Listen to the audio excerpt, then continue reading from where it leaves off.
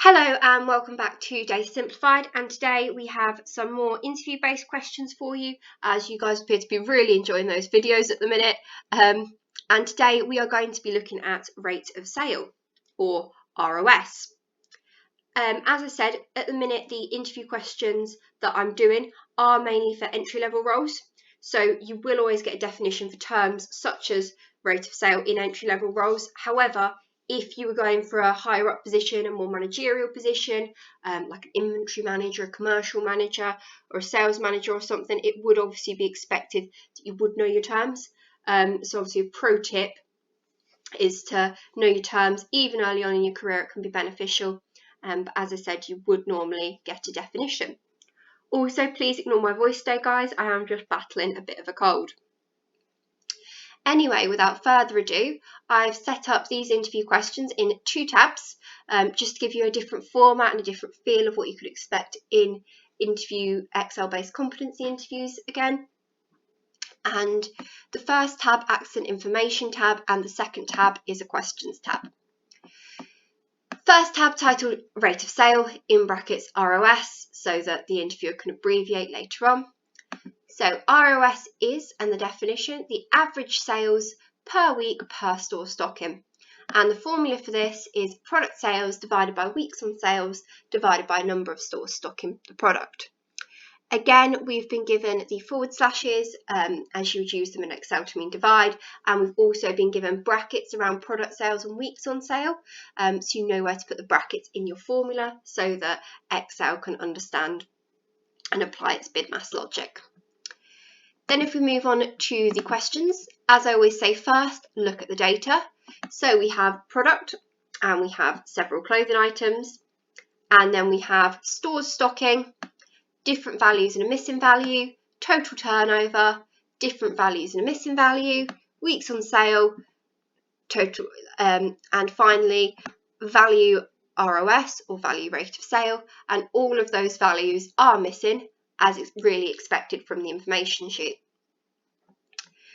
And then at the bottom we have a total row. Only one question this time, which is complete all of the yellow boxes.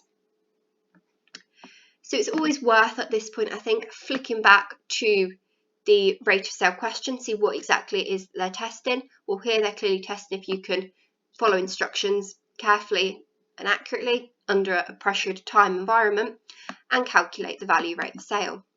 However, it's also testing your observation skills, because from looking at the formula, you need 3 elements: product sales, weeks on sales, and number of stores stocking product. So we're going to need to fill in these 3 boxes in order to fill in the final column. So it's not just an observation test this, but also a very basic maths/Excel test, because we're just going to need to do some basic maths, basic Excel functions in order to get these values. So to start off with then, for stores stocking skirts, I'm just simply going to put equals, get the total number, and then minus each of the individual cells that are not skirts in order to get the final one, which is skirts. And to check this, I can just do a sum underneath the total of all of the other ones just to check it agrees with the total. Obviously, you could have gotten that to a different way. You could have summed up the other 4 first and then just taken that away from 30. You could have done that a few different ways. The main thing is can you do that calculation? Do you have the math skills and the Excel skills to do that calculation? And can you do it without wasting too much time in order to get on the bit that I actually want to know if you can do, which is to follow the instructions for the rate of sale.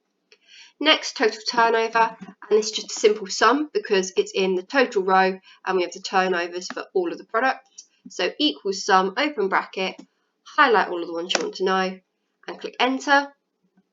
We have our total there.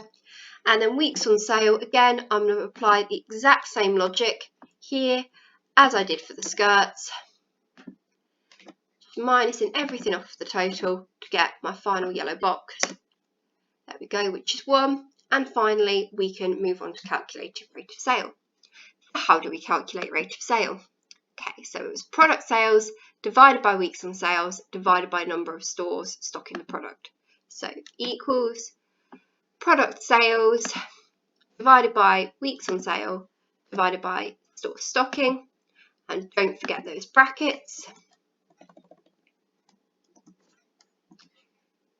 And then I'm just going to pull that down so all of the cells are filled. Obviously that's a nice quick little trick, because even though we've only got 7 rows here, as I said, these tests can be a variety of sizes, and it may be a 200 odd row document, in which case you're not going to do the calculation each time, even though it wouldn't take too much time to do it on this. And again, it might not just be rate of sale, you might have a workbook with 6 or 7 tabs that you need to work through all of them, and you might have a tight time frame like 15 minutes, in which case anything you can do to save time, I would thoroughly recommend you doing. Now it does say value here, but it hasn't told us to use currency like British pounds, or to just use a number, so I'm just going to leave it in the format that it is in. However, I'm going to double check my formula, so C2 divided by D2 divided by B2, so I've done total turnover divided by weeks on sale divided by store stocking.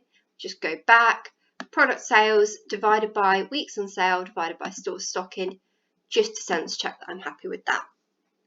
And in this case I am happy with that, and then it's just a case of looking at things and checking that you think all of these look right. The only thing that stands out to me here as to not looking right is the value ROS on the total, which isn't normally something that you would be asked for. It's not something I've ever asked for, or I've ever been asked for before.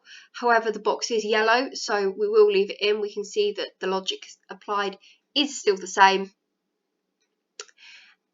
However, I would expect it to be an average of all the previous value ROIs, but as we can see from clicking in the formula, it's sound logic because it's following exactly what the information sheet told us to do. And that's the test here. Are you following these instructions and retaining this information correctly? Well, yes, we are. We've proved that here.